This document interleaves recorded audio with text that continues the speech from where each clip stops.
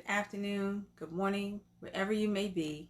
This is Dr. Sarah Langley, and I wanted to take the time to say hi and to say thank you. Thank you so much. You never disappoint, and I never feel alone. I have such an amazing support system, like nobody's business, and I just really wanted to take the moment to say thank you. Thank you for your support, for your prayers, for your text messages, for your calls. Much appreciated on behalf of myself and my family. I tell you the truth. I don't know about you, but I wanted to share. I actually continued with my day-to-day. And I usually meditate on quotes or scripture to stand on. And the scripture, or not the scripture, but this quote that I stand on, there is a scripture that I do stand on as well, but what I wanted to stand on is this quote that says, in greatest adversity breeds great or greatest opportunity. In great or greatest adversity breeds great or greatest opportunity. And I had the honor and the privilege to provide an opportunity to talk about grieving with hope on a conference call this evening my time. And isn't that something? When you have adversity, you have challenges, you have circumstances, you have situations that you think is going to knock you out or break you, but then you find yourself still able to muster up the strength to still stand and to overcome. So I just really wanted to recap the conference call that I had. And I want to personally thank Anitra Green and Janelle Foster for having me on their webinar or their conference call today. Even with me going through what I'm going through, and even though they knew, they said, Dr. Langley, we can do it another day and another time. But I just felt that in great adversity, it breeds great opportunity. In and through pain, instead of succumbing to pain, rather use that to your advantage, to not just absorb it and to get stuck with it, but to use it and leverage it accordingly. So in my pain today, when I found out about the loss of my cousin and my uncle, where he took a turn for the worse, and it could be any moment. When I think about everybody, clients that I've counseled, that I counsel now, you all, when I read your post, the whole entire world, we are truly going through this whole global emotional roller coaster of emotions. And if that is you, if you find yourself that you're at a loss of words, lost with faith, lost with hope, lost in finances, lost in control, lost in your mentality, your mental state, your physical state, your emotional state, just know that it's going to be okay. And that it's okay to not be okay. You have to first extend the courtesy and the grace to yourself to not be okay. That you're going to go through all kinds of emotions, because we all are experiencing a loss. And what better way than to use this opportunity today for me to share with the audience that I spoke to not too long ago about grieving with hope, when you're right smack dab in the moment of grief and loss. I couldn't not show up and share with them in the midst of my grief, that perhaps something could birth from it, if it's going to help set the captives free, if it's going to empower someone to still hold on to hope, if it's going to help someone to see the light or the way for their own path, to give permission that it's okay to not be okay.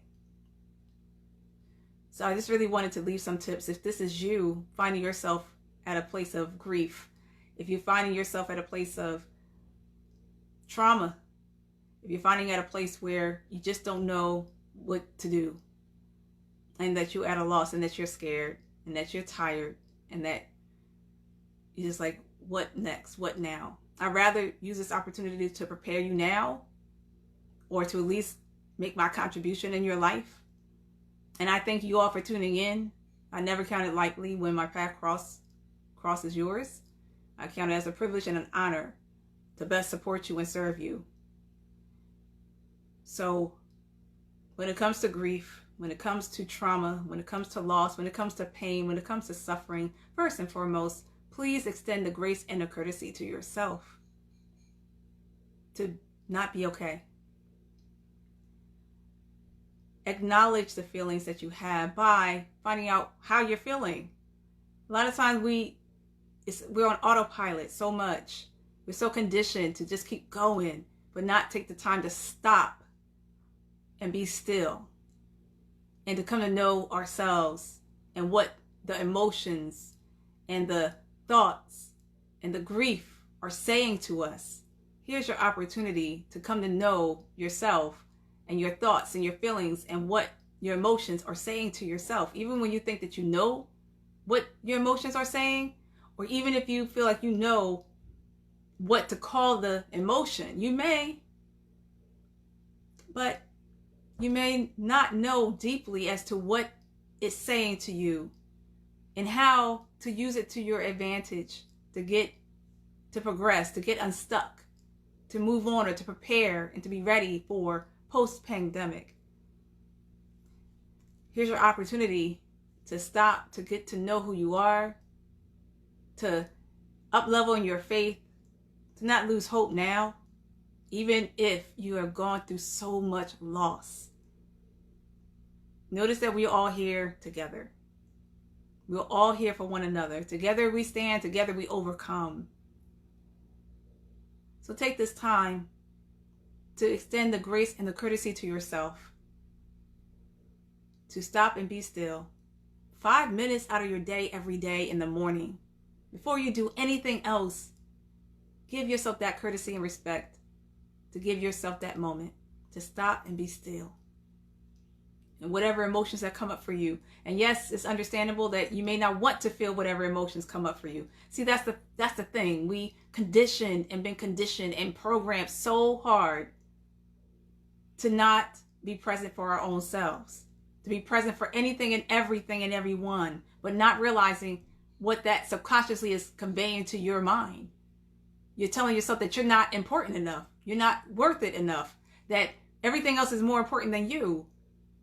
And it's automatic, it's on autopilot. I'm here to now disrupt that pattern. Look, you already had your pattern disrupted anyway. I just came to just add the extra disruption so that you don't go back to the same old and expecting different results just because everything else will be different in your life.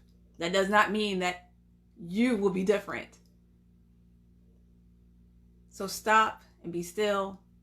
Give yourself that courtesy and that grace to be okay, to not be okay, to normalize your feelings, to acknowledge your feelings, to come to know what your feelings are saying. Because in that, with the pain and the suffering, none of us want to feel any type of pain or suffering. That's why we do deflect or avoid or numb. But you never know how you're missing out on your blessing, on your cultivation, on your growth, on you becoming who you are called and designed to be on this earth. It's through that pain and that suffering that if you just face it and allow yourself to experience and be present in the moment, that answers come, healing comes, release comes, restoration comes, deliverance comes, breakthrough comes, preparation comes.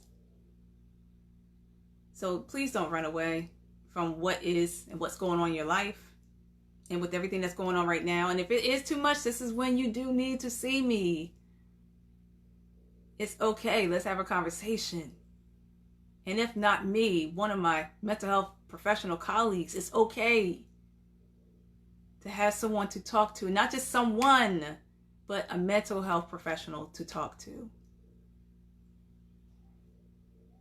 please, all I can say is to help yourself to overcome through the grief with hope, though. Stop. Be still. Take the time to know what your emotions are saying. You can name them, but it's another thing to really know what they are saying. They're saying something to you. Allow yourself to grieve. Normalize it. Acknowledge it. Embrace it. Then after that, you take the time to now look ahead and plan. What do you want your life to look like post-pandemic? As opposed to succumbing to, oh, we're going to have PTSD. Oh, we're going to be grieving. Here's your opportunity, especially all this month, at least on this program, on this channel, that you have to fall back on, to take the notes and know how to overcome depression, anxiety, loneliness, uncertainty, how to work out your relationship, communication, parenting, your sex life, your intimacy, taking back your mental health, your physical health. We talked about all of those things to give you that opportunity to prepare for post-pandemic. The last point that I want to make is shift your mindset. You don't have to continue to focus on, you have to understand whatever you focus on, whatever your mindset focuses on, the rest of you will follow. As a man thinketh in his heart, so is he. The way that you think determines how you behave. That's why I say again, you need to take the time to come to know who you are. To pay attention to your thoughts and your emotions and your feelings. What are they saying to you? Get to know what's in your mindset. So that you no longer succumb or the law of average. So did you know, you may have heard this before, I'm not sure, 60 to 70,000 thoughts that we have running through our minds every day? And if you choose to not choose on what to think about, the law of average will choose for you. You'll think average. Understand that mediocrity has no place amongst greatness. And you're great. It's time for you to recognize that even the more if you haven't already. And you can use this opportunity to discover who you truly are and who you are becoming in and through this pandemic. You're resilient. You made it through in other times and other ways. You're going to make it out through this. And while everything is starting to seem to settle down and calm down, and we don't see or hear so much hoopla, and yes, we are upset about what's going on with the government, with the leadership, with people going out there and packing out the beaches and everything. We got to focus on what we can control. Understand that 3 things have happened during this pandemic with us, globally or just human nature. Loss of control, loss of connection, loss of purpose. So we have to find our way back to those. And I already gave you the formula. You stop and be still. Give yourself a few minutes of your day, each and every day in the morning, to come to know who you are, what your thoughts and emotions are telling you. And then from there, normalize them and acknowledge them. It's okay to not be okay. Give yourself a moment to grieve. You have to have that moment. A lot of times we're trying to always breeze through because we're on autopilot. Everything happens and operates. We operate from our subconscious mind, not from our conscious. So we now get to know what is in our subconscious mindset. And this is the way that you do it. You stop, be still, give yourself that time to know how you are feeling.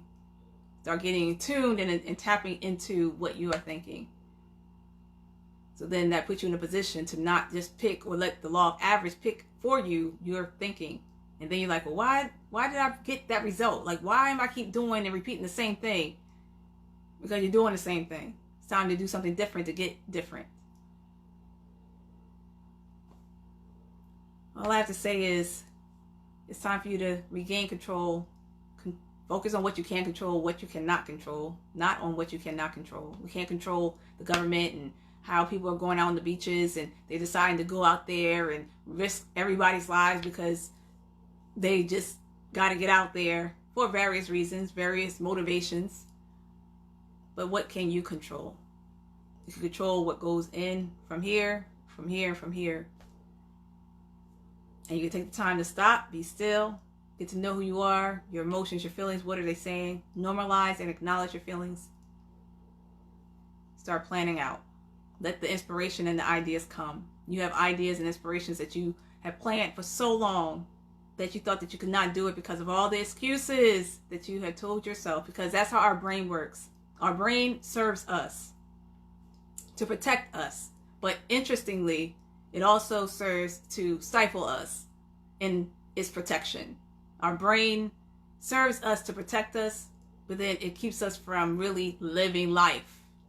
Because the first thing that we're always thinking about is something negative. I challenge you to shift your mindset and to start thinking something positive. And how you maintain and sustain that positive thinking is by affirmations, by stating what you want. Because what's interesting is that we allow the conditions, life, programming to have us automatically think negatively anyway. And therefore we get what we think about. But if you want something different, then it's time for you to start shifting your mindset, even if it feels hard, or you like, you can do it a few times and it didn't stick. And you like, see, what was the point? You got to keep at it, just like you honestly kept at it with the negative thinking, without realizing it. Now you're consciously thinking positively, so you can shift your mindset and get exactly what you're looking for.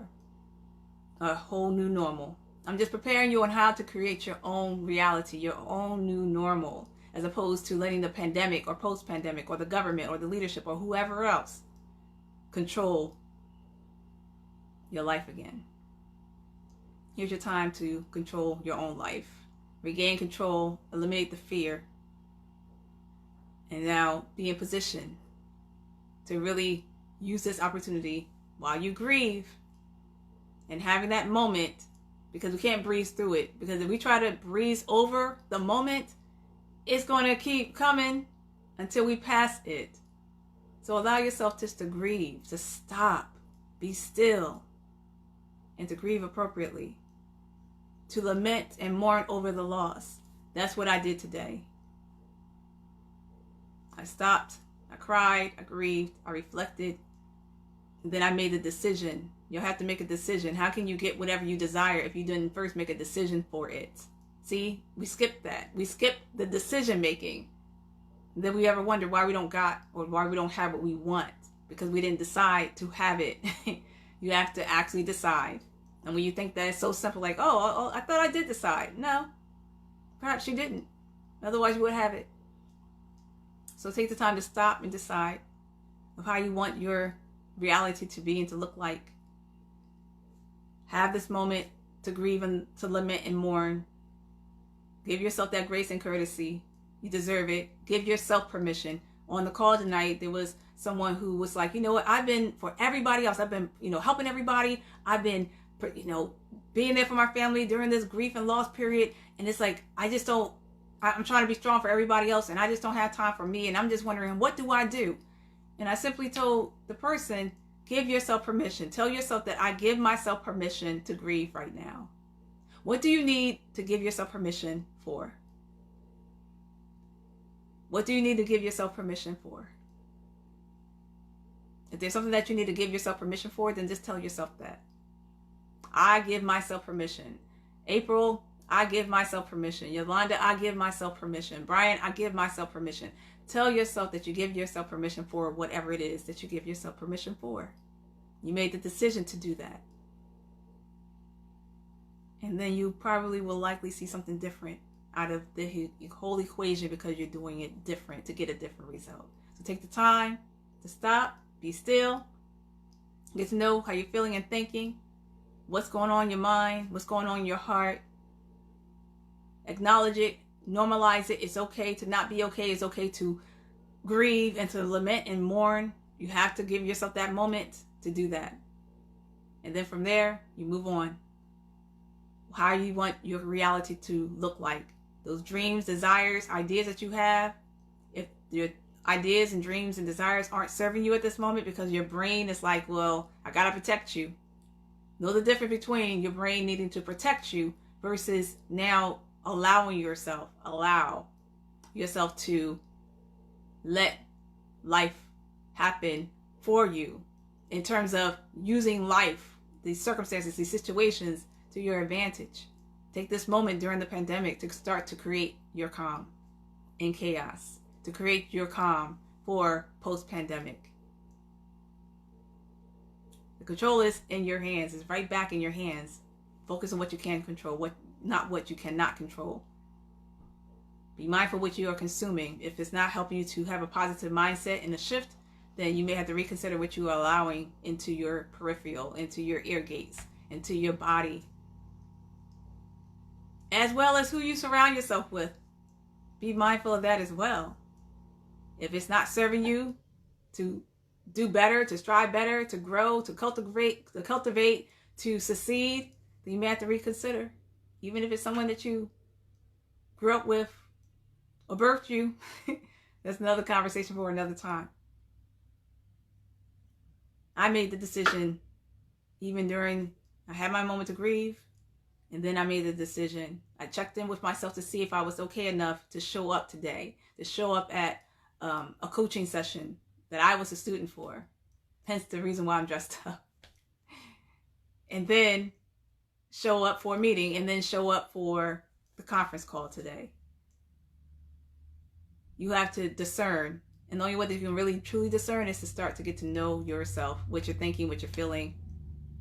Acknowledge, normalize, plan out. What is your new normal going to be? So these are the tips that I want to leave with you on how to appropriately grieve with hope, how to overcome during and after this pandemic. And I look forward towards between now and as we bring it home or to a close with this last week of the month, to really help you to know how to really prepare and next steps. What now, or now what's the next when it comes to post-pandemic.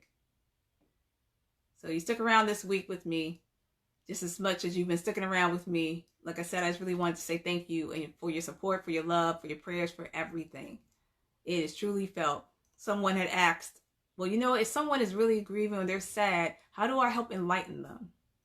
Here's a tip for you. If you have someone that you know is really going through it and you don't know what to say, guess what? Your presence speaks volumes. Your presence alone really speaks volumes. So you don't have to worry about what to say sometimes. Just your presence alone means something. But if you are still like, I really want to say something, then just acknowledge the state that they're in. I see that you're sad and I empathize with you. Validate how they feel. Normalize their feeling. So acknowledge and normalize their feelings. And let them know, reassure them, I'm here right with you.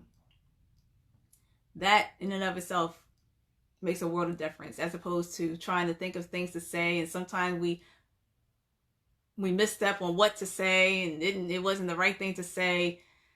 So when you really don't know what to say, really don't say anything. Just be a presence for them. Your presence do speak volumes. So I thank you for your time. I thank you for your presence.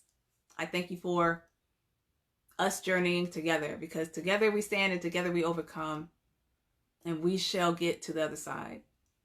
This is our perfect time and opportunity to use to our advantage to overcome during, right now, and after the pandemic.